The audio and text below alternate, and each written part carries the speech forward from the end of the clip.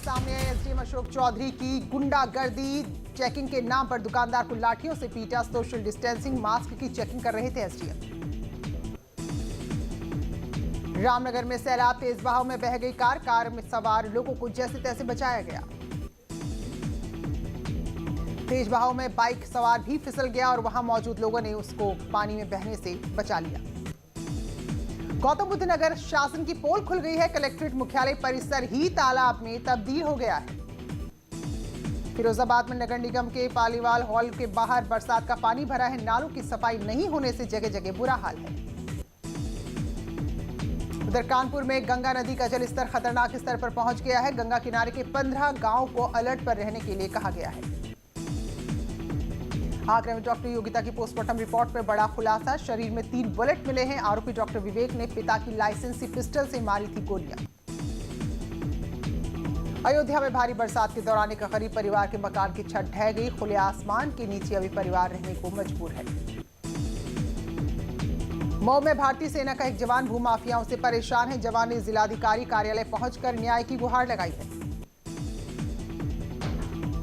बहराइच में 3 लोगों को घायल करने वाले तेंदुए को वन विभाग की टीम ने पिंजरे में कैद कर लिया है। प्रधानमंत्री ने महेंद्र सिंह धोनी को भावुक पत्र लिखा और कहा कि इतिहास में दर्ज होगा धोनी का नाम। तो धोनी ने ट्वीट कर कहा शुक्रिया।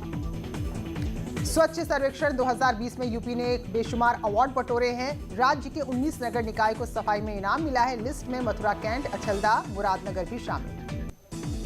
अयोध्या में शुरू हुआ राम मंदिर का निर्माण कार्य। अभी मिट्टी की जांच में जुटे हैं इंजीनियर। ट्रस्ट के महासचिव ने कहा 30 से 40 महीने में प्राचीन तकनीक से बनेगा राम का मंदिर। आज से शुरू हुई यूपी विधानसभा की कार्यवाही। कोरोना का असर दिखा। सत्र में सोशल डिस्टेंसिंग का रखा गया है विशेष ध्यान। विधानसभा की कार्यवाही के दौरान मुख्यमंत्री ने चेतन चौहान को श्रद्धांजलि दी। मुख्यमंत्री ने कहा कि राज्य ने एक समर्पित नेता खो दिया है। इस दौरान मुख्यमंत्री ने शहीद सैनिकों को भी श्रद्धांजलि दी और कहा कि सेना पर देश को गर्व है। गलवान के शहीदों का बलिदान व्यर्थ नहीं जाएगा। विधानसभा सत्र शुरू होने से पहले यूपी विधानसभा पर सपा ने प्रदर्शन किया। सरकार को कोरोना से निपटने में पूरी तरह नाकाम बताया। यूपी विधानसभा पर समाजवादी पार्टी कार्यकर्ताओं ने सरकार के खिलाफ नारेबाजी की। कहा पढ़े लिखे नौजवानों को नहीं मिल रहा है रोजगार। आम आदमी पार्टी के सांसद संजय सिंह विधानसभा पहुंचे। सरकार के खिलाफ नारेबाजी की। आजमगढ़ में दलित प्रधान सत्यमेव जयते की हत्या से राजनीति तेज। परिजनों से मिलने जा रहे कांग्रेस नेताओं को पुलिस ने रोका। कांग्रेस कार्यकर्ताओं और पुलिस के बीच हुई झड़प। केंद्रीय मंत्री ने महिलाओं से बातचीत की है। प्रधानमंत्री के वीडियो कॉन्फ्रेंसिंग के जरिए जुड़ने का जो कार्यक्रम था अचानक कैंसिल होने पर प्रधानमंत्री की जगह हरदीप पुरी ने महिलाओं से बातचीत की।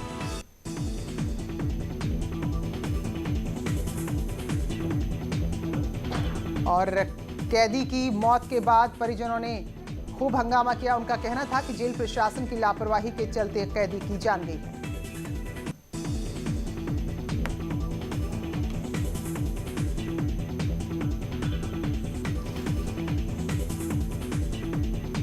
मेरठ में शराब के ठेके को लेकर महिलाओं ने हल्ला बोला। रास्ता जाम कर महिलाओं ने ठेके के विरोध में प्रदर्शन किया। बादा में पुलिस अधीक्षक कार्यालय पर हंगामा। सैकड़ों ग्रामीणों ने किया विरोध प्रदर्शन। 3 दिन पहले युवक की हुई थी मौत। हमीरपुर में पूर्व प्रधानमंत्री स्वर्गीय राजीव गांधी की जयंती पर कांग्रेसियों ने गांधी पार्क में सद्भावना दिवस के रूप में इस दिन को मनाया है। हरदोई में बुश सेफ ऑयल अभियान के तहत खाद्य सुरक्षा विभाग अभियान चला रहा है और खाद्य तेलों की जहां भी मिलावट मिल रही है वहां कार्रवाई कर रहा है। अंबेडकर नगर के टाडा नगर पालिका क्षेत्र में 3 दिव्यांग भाइयों को प्रधानमंत्री आवास योजना का लाभ मिला है। जन्म से ही तीनों भाइयों को दिखाई नहीं देता है। कांस्टेबल ने एक शख्स को गोली मारी। गोली लगने से युवक की मौत। गुस्से में मारी थी गोली। दिल्ली बुद्ध विहार इलाके की है पूरी वारदात। पिता और बेटी के अपहरण कांड का पुलिस ने संभल में खुलासा करते हुए बताया कि अपहरण की पूरी कहानी फर्जी थी। पुलिस ने पिता पुत्री को बरामद कर लिया है और फर्जी कहानी गढ़ने के आरोप में परिवार और रिश्तेदारों समेत 7 लोगों को गिरफ्तार किया है। ललितपुर में दोस्त की हत्या पर फरार चल रहे आरोपी को पुलिस ने गिरफ्तार किया। पकड़े गए आरोपी पर पुलिस अधीक्षक ने 25,000 का इनाम घोषित किया था। बादा में करंट लगने से 2 लोगों की मौत। खेत में मवेशी चराने के दौरान हुआ दर्दनाक हादसा। समाजवादी पार्टी के नेता लोटन राम निषाद ने भगवान राम को काल्पनिक बताते हुए कहा राम में नहीं है उनकी आस्था। राम के अस्तित्व पर उठाए सवाल। 1 सितंबर से ताजमहल को छोड़ खोलेंगे आगरा के सभी स्मारक। लॉकडाउन में शनिवार और रविवार को रहेंगे बंद और दूसरे चरण में ताजमहल को खोलने की योजना। इंस्पेक्टर अजय सिंह को आर्थिक सहायता देने की राजा भैया ने की मांग। ईमानदारी के लिए पूरे जिले में चर्चित थे मृतक इंस्पेक्टर अजय सिंह। 16 अगस्त को इलाज के दौरान कोरोना संक्रमण के चलते हुई थी मौत। यूपी में मुहर्रम का जुलूस निकालने पर सरकार ने रोक लगाई है। कोरोना महामारी के चलते ये फैसला लिया गया। शिया धर्मगुरु मौलाना यासिर अब्बास ने कहा कि मुहर्रम कोई पर्व नहीं, गम का मौका है। बड़े जुलूस पर हो पाबंदी, लेकिन ताज़िए उठाने की अनुमति मिली। मुहर्रम को लेकर मौलाना के बयान पर मोहसिन रसा का जवाब। कहा सभी को सरकारी गाइडलाइंस का पालन करना होगा। अचानक अंबेडकर नगर पहुंचे भीम आर्मी चीफ चंद्रशेखर आजाद। रावण ने कानून व्यवस्था को लेकर मुख्यमंत्री को जमकर घेरा। गाजीपुर में मुख्तार गैंग का एक और आरोपी गिरफ्तार। 25,000 के इनामी को पुलिस ने पकड़ा। उत्तराखंड के विधानसभा चुनाव में अब आम आदमी पार्टी सभी सीटों पर चुनाव लड़ेगी। दिल्ली के मुख्यमंत्री का कहना है कि सर्वे में 62% उत्तराखंड के लोग चाहते हैं कि आम आदमी पार्टी यहां चुनाव लड़े। कानपुर देहात में उपायुक्त पर जिलाधिकारी ने 500 रुपए का जुर्माना लगाया। नए जिलाधिकारी के स्वागत के लिए गए थे गुलदस्ते। फूल प्लास्टिक से ढके होने के चलते ये जुर्माना लगाया गया।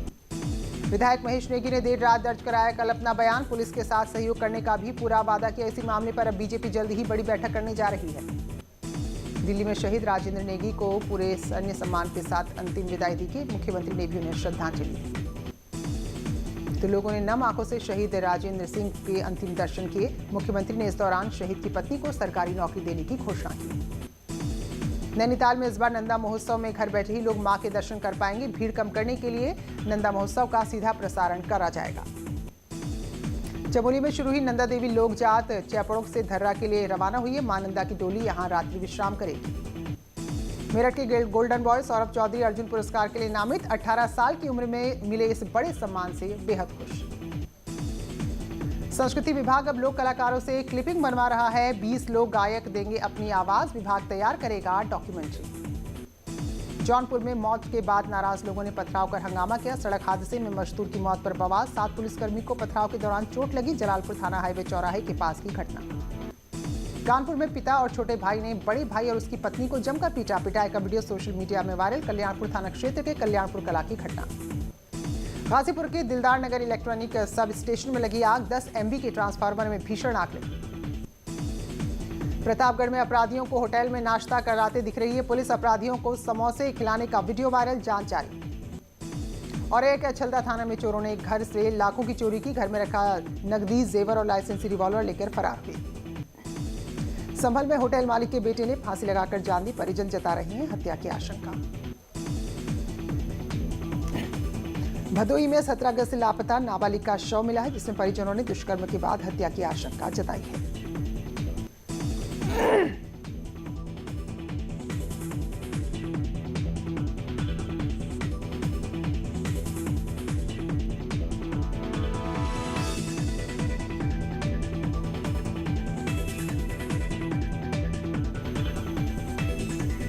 टिहरी जिले के लमगांव कड़ियाल मार्ग पर पत्थर आने से कार खाई में गिरी। हादसे में 5 लोग घायल, 3 की हालत गंभीर।